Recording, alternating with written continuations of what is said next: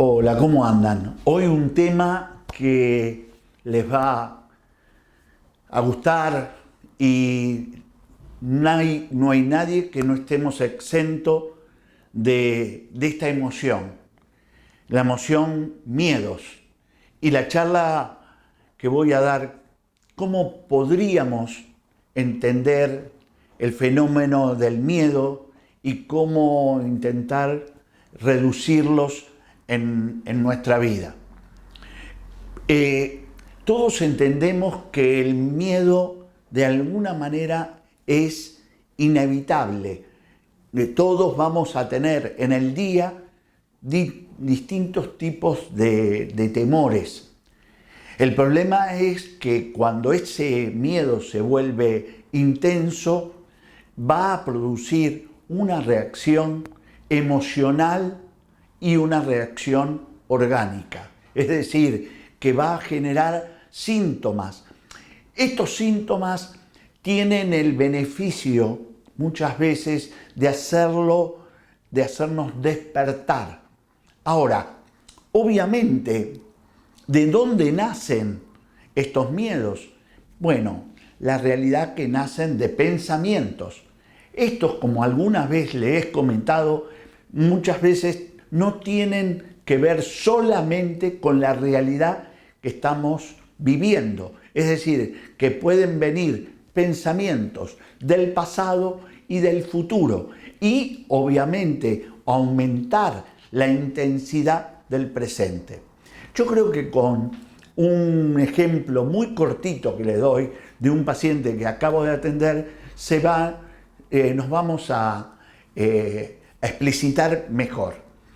La paciente tenía miedo porque iban a hacerle una intervención dentro de un tiempito, un mes, en la cara. Entonces, el miedo de si iba a sufrir, qué es dolor, cómo iba a quedar, cómo iba a ser la intervención en sí misma.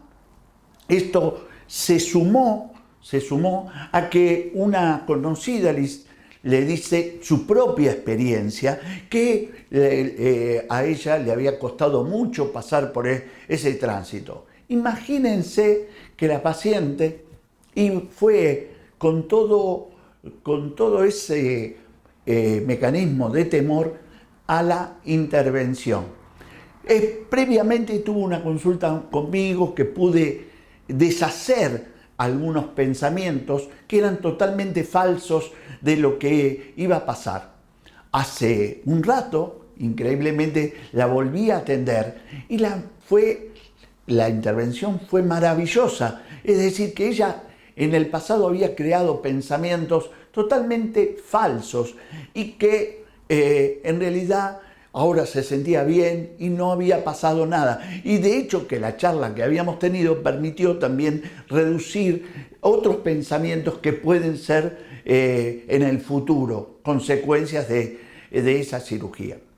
Entonces es fundamental para poder alivianar la carga del miedo, pensar, identificar de alguna manera ese pensamiento, con un poco a veces de calma, de paz, o como alguna vez le he comentado, de cuando se puede tener una consecuencia de meditación diaria, permite identificar ese estado. No dejo de reconocer que ese estado emocional del miedo va a estar unido de algún estado de sufrimiento, pero cuando lo podemos superar, les va a generar un alivio. Así que el primer paso es la identificación a qué estamos teniendo miedo.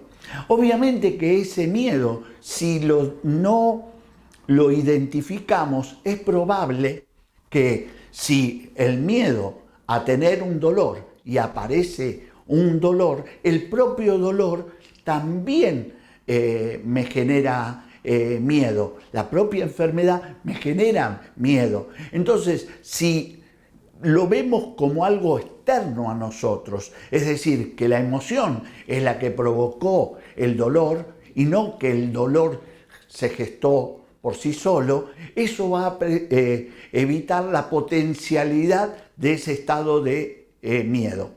Siempre, como tercer elemento, hay una causa emocional que generalmente necesita de una ayuda terapéutica, de psicología o de esta medicina para poder identificarlo, porque a veces solo no podemos. Y a veces esa causa de raíz emocional tiene que ver con un proceso del pasado, con la educación que hemos recibido, como con la permeabilidad que a veces tenemos de escuchar personas que tienen un estado así de negatividad y potencian nuestro estado de miedo.